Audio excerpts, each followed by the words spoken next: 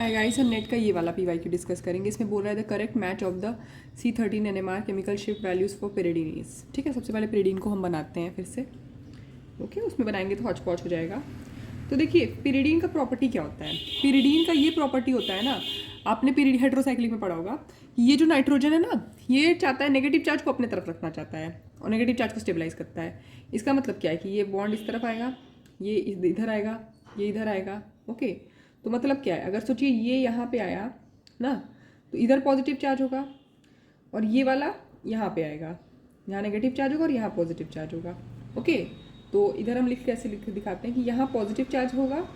आप समझ रहे हैं ना, रेजोनेंस से ये नेगेटिव चार्ज को लेना चाहता है अपनी तरफ, तो ये इसको लेगा, यहाँ पॉजिटिव है ना, तो ये इधर आएगा, तो पहले तो ये इधर आता है ना इस तरह से, तो यहाँ नेगेटिव चार्ज आएगा और यहाँ पॉजिटिव चार्ज आएगा। तो यहाँ हम पॉजिटिव और नेगेटिव, हमें तो आंसर निकालना है ना, तो हम इसीलिए इस तरह से दिखा रहे हैं। वरना बेटर होता है कि आप पूरा रेजोनेंस करके दिखाए, जैसे ये नेगेटिव है, ये पॉजिटिव है, तो अब इस पॉजिटिव को कौन स्टेबलाइज करेगा, ये बॉन्ड इधर माइग्रेट करेगा। तो ये जब इधर करता है तो पहले ये इधर जाता है, फिर ये इधर आता है ना, इस तरह से होता है। ये नेगेटिव पॉजिटिव पॉजिटिव।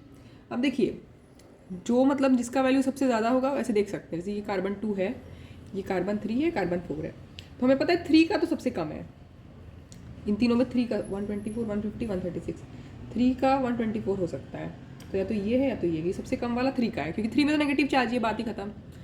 2 में सबसे ज़्यादा वैल्यू होगा, क्योंकि 2 n के पास है ना, इंडक्टिव इफेक्ट से तो डिस्टेंस डिपेंडेंट होता है इंडक्टिव इफेक्ट, ये n तो पास है इसके, तो सबसे ज़्यादा वैल्यू 2 का होना चाहिए। देखिए सबसे ज़्यादा वैल्यू 150 2 का होना चाहिए, तो इसका आंसर ये हो जाएगा।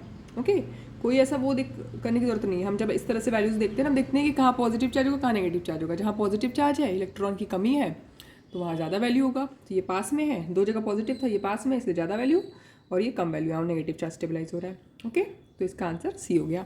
Thank you.